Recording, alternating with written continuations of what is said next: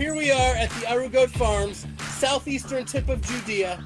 4 years ago, this place was desolate, empty, barren tumbleweeds, and now it is a Garden of Eden-like oasis, occupied by many of the greatest visionaries and leaders and spokespeople of the Jewish people, Jeremy excluded, and of course myself excluded as well. No, Jeremy included. He really is. But we're about to start the Judean Roundtable. Gedaliah, who thought of that name? The Judean Roundtable. It's epic. I wanted to do the chin wag. Remember the chin wag? Chin wag, yes. Yes, you wag a chin? We remember. But it was voted out, and I guess Judean Roundtable got Yes. And there's nothing around Wait, here. but more importantly, the first Judean Roundtable was here. That's right. The first Judean Roundtable is initiated it here. here. And here we are again. Similar circumstances. All right.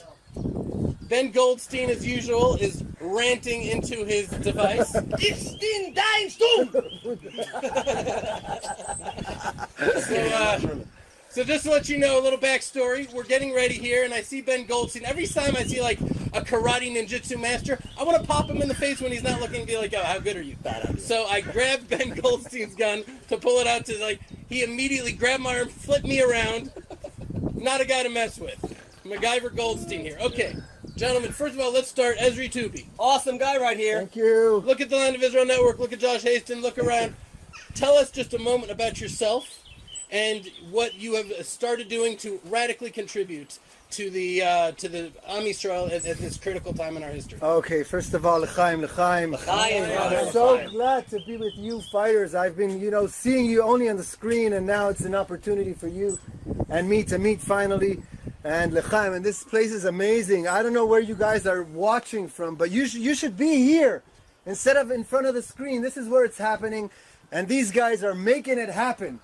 And I'm totally happy to be here, first of all. And I come from Samaria. It's pretty far away from here. I'm born and bred Israeli. Okay, so I'm from here. I'm from this area. My parents, they came from Yemen. So, and what I've been starting in the last few years is I've opened an organization called Boomerang Fighting for Israel. I decided to be another fighter, to fight for my country, to fight for my people, to fight for my children. And fighting, you've been fighting in the field, which really it's not a battle of weapons. This is a battle for the hearts and the minds. It's a battle of ideas, and that's where Boomerang is fighting. And you've been putting out a weekly thing, right? Right. Putting out a weekly video about the terror attempts against Jews. And even myself, I live in Samaria, and I'm here from the Judean Samaria, and even I was not exposed to the extent of terror attacks against Jews. And when you know how it happened? I sat with a German reporter in my office, and he came, of course, to make a report about how we settlers, I'm from Yitzhak, we're perceived to be bad guys. And he came to make a report how the settlers are harassing the poor Palestinians. And he came to me to talk about it. And I told him, hold on, do you know the other way around? Do you know that we are constantly being attacked? And you see, he raised an eyebrow, no. And I said, you really don't know, or you're just pretending? But whichever way, I decided that if he says no, and if other people do not know what is happening here, I want to show them. And when I started this weekly line, it's a weekly line showing the amount of attacks against Jews and bringing beautiful stories of people who were attacked.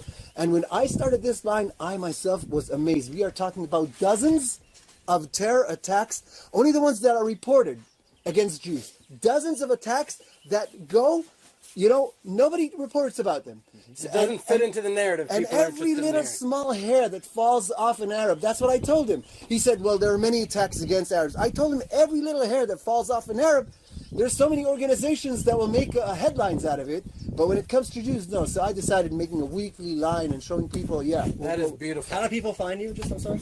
A Boomerang Fighting for Israel. Boomerang Facebook? Facebook, YouTube, yes, Boomerang Fighting. And let's take a moment for a commercial break. My holy mother-in-law, Lily Cantor, made these brownies, Lily's brownies, incredible, delicious. Part of the reason I look as I do. But that's neither here nor there. You can find them on, where can we buy them? On I don't think you can. You got to come out to Arugat Farms, and I'll ask my mother-in-law to make some brownies. But they're delicious brownies. Anyways, okay, so let's start with the low-hanging fruits, right? We've had missile attacks. I don't know, you guys late at night, if you have the red alert, you're sitting there having dinner, going to bed, rockets falling on Israel. A home in Kfar Saba is hit, a direct hit.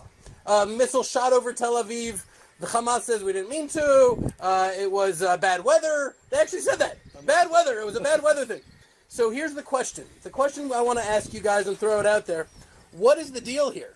Why is Hamas doing this? Is there a war being started? What's the proper response? It seems like it's usually they shoot rockets and the war is You're being attacked. You're being attacked. No, but that was a mistake. No, you didn't mean to. You didn't mean to. You notice Right? his reaction? It was a complete accident that we fired this rocket towards Tel Aviv. Oops, we did it again. We're sorry. This is an actual rocket from Gaza. It's a small rocket. It's extremely heavy. I'll probably die of tetanus, as Hasten told me. But as you can see, this actual rocket here did hit in an open field by Kisufim. Kisufim is one of the hardest hit communities down south. And what hit the house this week in Israel was around 5 times as big as this. It could have destroyed an entire building. These aren't fireworks. These are deadly projectiles meant to slaughter Jews in the land of Israel. And we're holding one right here, right now. This is from our friends in Gaza, and this is what happens when we give them land, territory, and money. They turn it into this crap. You know they have these rockets for roses kind of things? Yeah. They should do rockets into bombs. I'm going to put it here. That would be a cool bong. If I was still a teenager, I would be interested. For our religious listeners out there, Gedaliah, what is a bong? No, okay. All right. So here's the question. Let's start with Ben Goldstein. What do you have to say? The missiles are flying into Israel. Yeah. BB left AIPAC. He's coming back. What say you? I say that it's a shame. Let me turn this around. Hello, world. It's a shame that it takes a missile to hit the Tel Aviv area in order for the Prime Minister of Israel to pack up his suitcases and fly back home in a huff, in a hurry, to cut everything short.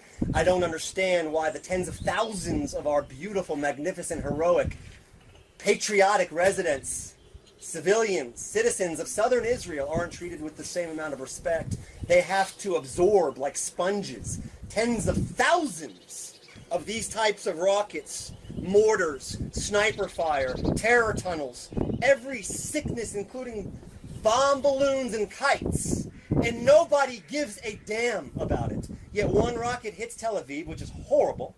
It's still part of our land, of course. Then all of a sudden the world is up in arms.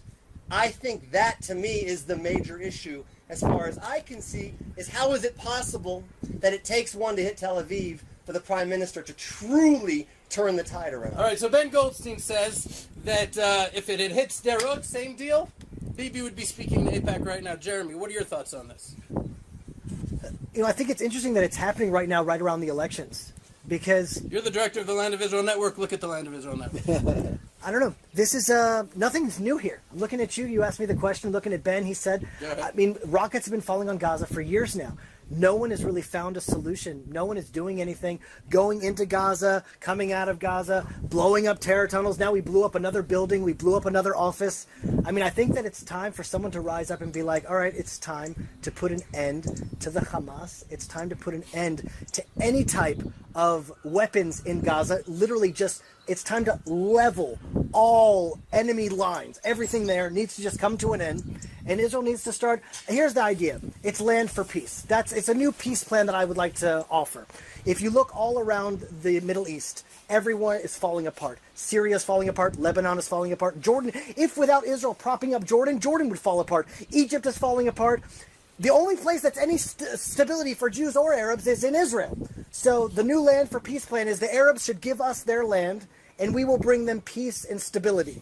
So we need to take back Gaza and bring peace and stability to Gaza. Then we need to go into Syria, and we need to bring peace and stability into Syria. Then we need to go into Jordan, and we need to say, listen, we're only here to bring you freedom, peace, and stability. If Israel actually took its responsibility of bringing peace and stability to the region, that's the only thing that's going to stop these rockets and the terror tunnels, is for Israel to take a leadership role, but a real leadership role. Not to just worry about the Jews in Tel Aviv, or even the Jews that are around Sderot and around Otef Aza, but it's actually to take leadership of the entire Middle East and say, we are the leaders here. We are the most powerful economy here. We're the most powerful military here. And we are now going to bring order to the ISIS reality of the Middle East. In Israel, that's why we're here. All right, so Josh Hasten, Jeremy is saying it's time to level them. We have to stop tolerating our enemies who want our complete and total destruction. Why is Israel not doing that? Why is Israel tolerating missiles being shot? No other country in the world would possibly do that. My holy wife Shayna, shout out to her. She's going to move her dog. That is somewhat of an Islamophobe. And, so yes, Josh. So why is Israel tolerating it? That's the million-dollar question. I mean, but people need to realize something.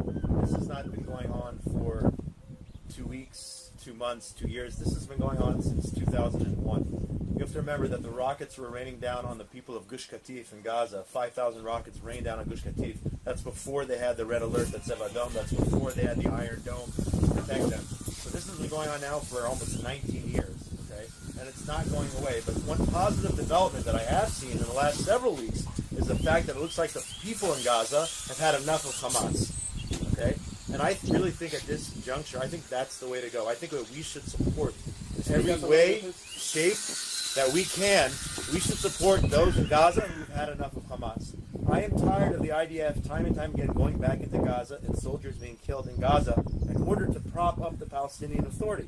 And that would be the goal. Let's say Bibi today decides going back into Gaza. To go back into Gaza and trade Hamas for Abbas, I think is a terrible mistake. And I don't want, God forbid, any soldiers being hurt just so the Palestinian Authority goes back and retakes Gaza. It's beyond me how the Palestinian Authority has ever even considered moderate when they've killed more Jews than Hamas. They have statistics. I actually did a study it's been now several years. I did a study in the midst of the Second Intifada showing Oslo War, showing that Fatah and the Tanzim are actually more and more caused more Jewish deaths than even Hamas. But if they're given the keys, if the IDF is sent in there, and at the end of the day they're given the keys, then it's all for naught. That's why I'm against sending any soldiers into Gaza. I would prop up the people there. Just like you have these revolutions in other countries, I would prop up those citizens of Gaza, citizens there who do not want to have anything to do with Hamas, realize that Hamas is the source of all their woes, all their problems, why they can't make a living for their family, realize it isn't Israel. I would do whatever I can. If Hamas is brutally oppressing and arresting and beating and shooting those people right now, okay, I'm not saying those people are Israel lovers, or I'm not saying they're Zionists, but I would do something a little bit perhaps radical at the end of the day, which would help them. I would turn off the water. Right now, Israel's not providing you water anymore. We're not providing you electricity anymore. Okay? And people say it's inhumane, it's collective punishment. And in the short term, of course, it would hurt the people of Gaza. I mean, Hamas steals most of the natural resources and the resources which Israel gives to them each and every day anyway.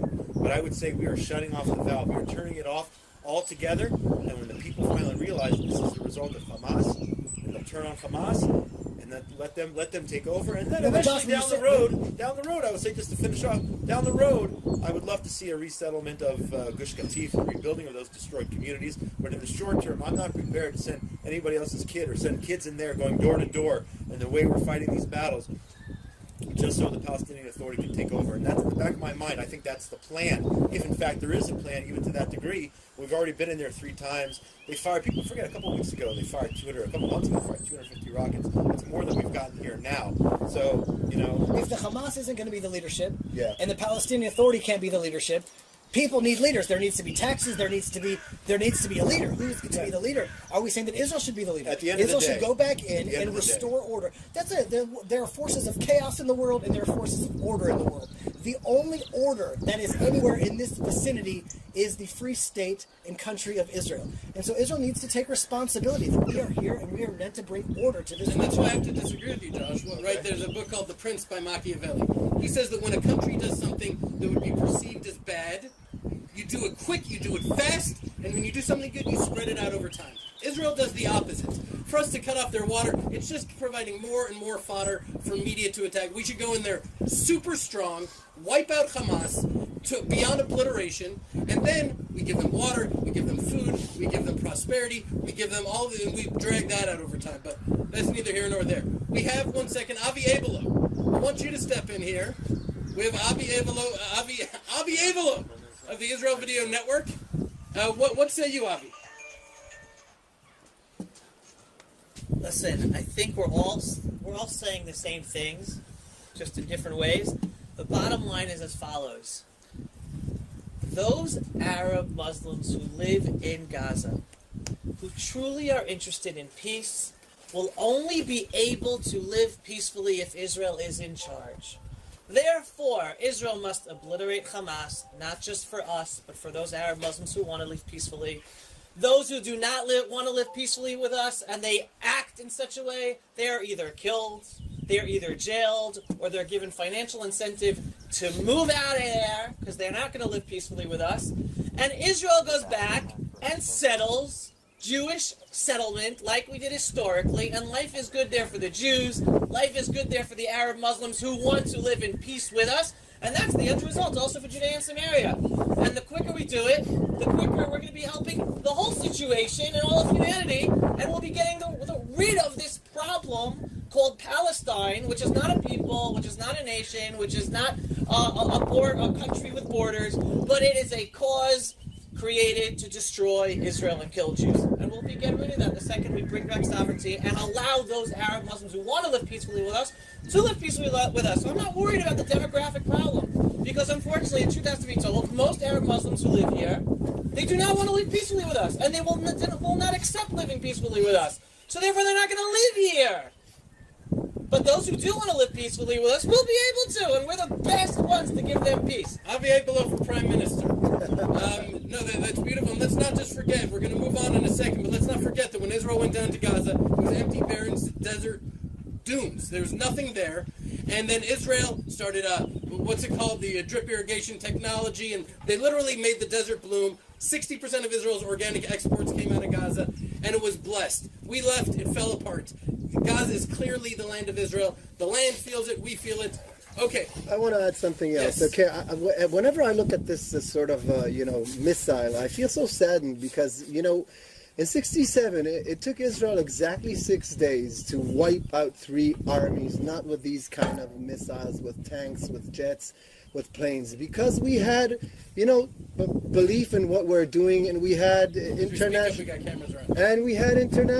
legitimacy. And today we're talking about an organization that uses only this weapon against such a big country, a developed country, and we don't know what to do with them. And we're talking about confrontations of 50 days and no solution. And it's funny. And they're beating us with balloons. They're beating us with balloons. What happened? It's embarrassing. What happened to the 67 Israel? What happened to the strong Israel that wiped out armies? So I think our biggest problem today is not the Hamas. Our biggest problem is the legitimacy or the delegitimization that is being done to us, but unfortunately by a lot of our brother Jews in America. And I know we prefer talking about different. It's easier to point out the Hamas as the bad guys. But I'm following, organizations as If Not Now and Jewish Voice for Peace. And let me tell you, when doing this weekly report, when any small thing happens to Palestinians, it gets so much attention on their Facebook page. But when Jews, in the last murder last week, the father of 12 kids that was murdered, right? Nothing, no mention. And this is the biggest problem. We do not have legitimization to protect ourselves.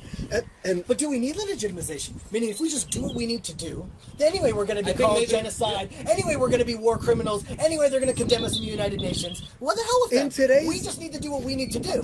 There's one. I totally agree with that. Yeah. On the one hand, I say, I don't want to use it, but go to hell, all of you. Yeah, I if not now, then those people right. What are we? But on the other hand, today's war, as we are talking about, is less the war, right, with weapons, is the war of the minds. And there's a saying that the legitimacy you have, the further you can go with your tanks is how much legitimacy you have. Meaning that you do not have legitimacy, you will not be able to start the engine of your tank. And if you have legitimacy, you can use a rock and win this war. And unfortunately, we are tainted, you guys and me are tainted as the worst people living on earth and as the biggest aggressors to some people. And we know how lies and misconceptions could lead to very, very, bad All right, results. so we need to move on now to the next subject, which is about legitimization, right? This past week, Donald Trump said Golan belongs to Israel. We're legitimized. I want to talk about that for a second, but first let us just thank Lisa Craig. Lisa, thank you for it. Right? You're giving me a weird look, Gedaliah. She sponsored He the hasn't barbecue. eaten anything Thank yet, you that's so much why. for sponsoring that. And also, not Jenny Craig. Jenny Craig is who I need because of Lily's cookies. Okay. All right. So the Golan. This is an issue that is happening right now. Trump comes in, says Golan belongs to Israel. Bibi, Prime Minister Netanyahu, says it's the Purim miracle. I get nervous about it because when we put so much credit and stock in Donald Trump, which good for him, appreciated, but says what we already know to be true, then if he says it's not, which there's an upcoming Trump plan, and if he says it's not, does that now mean it's not? I think there's a little bit, we have to think twice about thanking people and falling over ourselves about the Golan. The Golan, without Judea and Samaria, Israel would be totally indefensible. Completely indefensible, which is why there's this phased desire to pull away Judea and Samaria and the Golan so Israel can be destroyed in phases. But what do you guys think about Trump's declaration? Well, I think it's Donald Trump is the greatest president that Israel has ever had contact with. He's moved the embassy to Jerusalem. He pulled out of UNRWA. He stopped funding the Palestinian Authority. He now recognized the Golan Heights. I mean, a little bit of hakarat hatov. We have to a little bit of just saying thank you for we've never had a president like that in the history of any president. Are you not nervous though about this Trump peace plan that's coming up? Make it a We big deal? don't have to do whatever he says, but as long as he's doing things that are right, I think a little hat tip is deserved. Okay, I'm just letting you know that this upcoming Trump peace plan, there's going to be painful concessions on both sides, and that may be your house. Okay? But you know what? We've seen this before. This isn't a new story. As Solomon said, there's nothing new under the sun. We've seen Barak try to give up 98% of Judea and Samaria to the terrorists of the PLO. They rejected it. It seems like every time the enemy of Israel, even if they're led by kings of the world, try to once again give away this magnificent land that you see around us to the enemy of Israel, it seems to fall apart in its path. As much as we should thank a Donald Trump or anybody in his place for once again recognizing what should have been recognized years ago. I mean, how many of us back in the day were out screaming Ha'am Ima Golan? We still have those bumper stickers on our cars. At the end of the day, he will present a plan. It will not meet the criteria we want as a Jewish nation, and it will fall apart if that's the case. We didn't come back to this land after 2,000 years just to be ejected from it again. So the truth is, we should thank him. It is due to say thank you to a ruler of the world for siding with the Jewish nation. At the same time, we are a sovereign nation that should be able to make up our own minds in our own ways without the United States president giving us his blessing. I think the Golan was annexed in 1981. Yes, it was. And so imagine how long it's taken for this to actually happen now. Mm-hmm. Yeah. So, to me, the lesson learned, it's time to annex Judea and Samaria immediately. The sooner, the better, that the world finally just realized that we've come to our homeland and we're never going to leave. Jews are called Jews because we are from Judea. We are in Judea. This is where we belong. It's not that this land belongs to us, it's that we belong to this land. It's such an inherent connection. So the sooner, the better. And if it's taken since 1981 until now, all right, so if it's 2019, let's annex it immediately and start taking what is deservedly ours. From a historical perspective, from a legal perspective, the Golan is ours, and you should go listen to my. I'm going to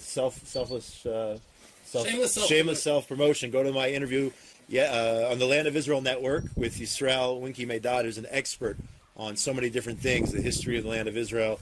And I interviewed him yesterday. I talked to him about the Golan. So again, from the Bible, from ancient times to today, from a legal perspective, and of course from a security perspective, it makes me crazy. I saw on Twitter there were some organizations. I don't know if they were called. I don't want to misspeak. I think it was the Jewish Democrats for Israel saying we recognize the Golan is the state of Israel, but there was a but there. But this isn't the right time, or this, all the different types of excuses. And there are a lot of organizations out there, and I hope I didn't misspeak in terms of labeling who that was, because it makes me crazy.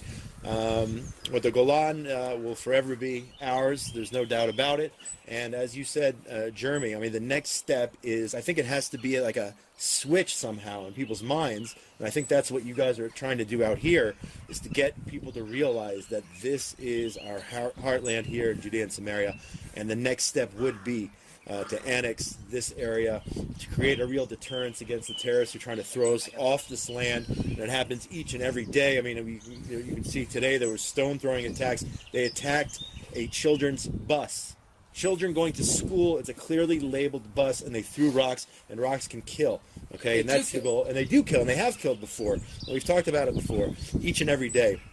But that stuff, it won't stop until we create a deterrence. And one of the things that has to happen as part of that, in addition to creating deterrence, is fully annexing, just like we did in the Golan in 81, Judea and Samaria. So I agree with you, Jeremy. That is the next step. Gedaliah.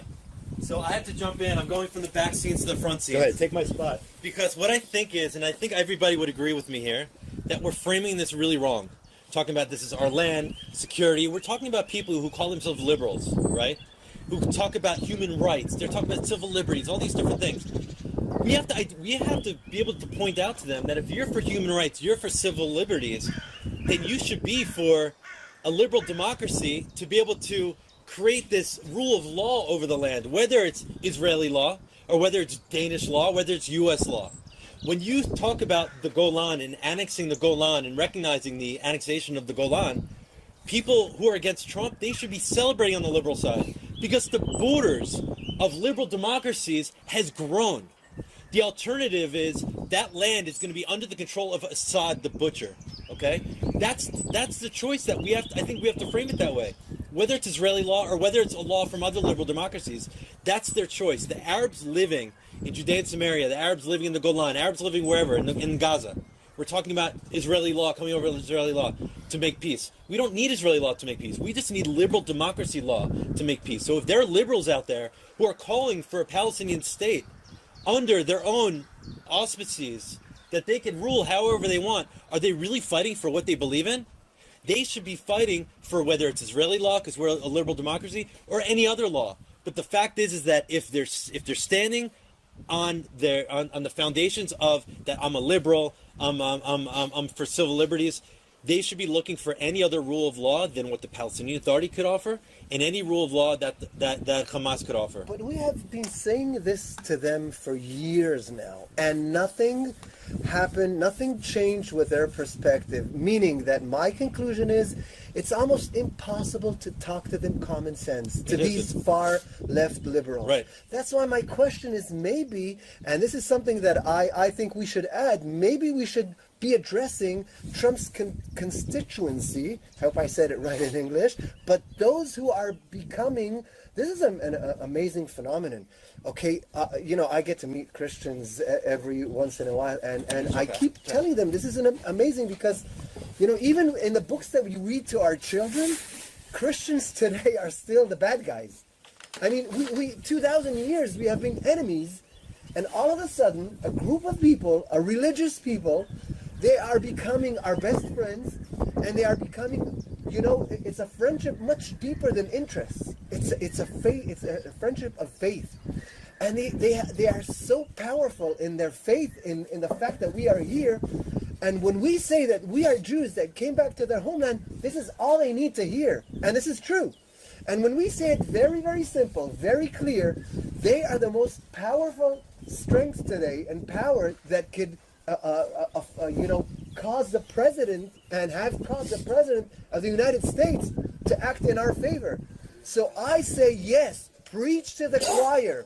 Talk to those who support us. Talk to them in our language. We have the same language. We have the same belief. We are faithful people. We believe in God. We believe in the family. We believe in conservative values. Let's talk our values to them. And the more we try to talk to these far or left liberals in their language, the more they feel that we are trying to persuade them, and they are the ones who are making the decisions. To pander to them. Yes, right. They're making up their minds. No, you're out of the game. You have become totally insane. We're not talking to you.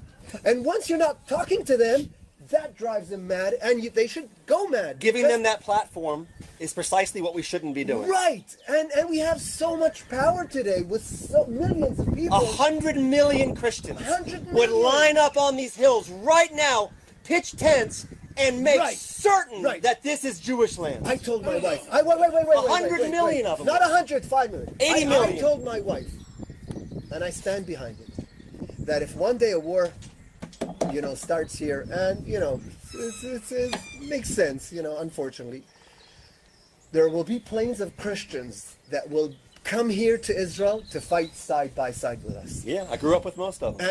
And they will come here because this is their belief. Of course, we have a lot of disagreement with them, but there's a lot of differences, and this is a movement that is just beginning, and there's a lot to sort out, and we can always we have to be, kabdil v'chashdeu, very, how do you say it in English? Is there a Be term? respectful, but, make sure that everybody's on the same page. Cautiously respectful, yes, but this is an amazing phenomenon, historical phenomenon. This is something that our prophets talked about, and this is happening right now, and we are the ones that should be talking about it.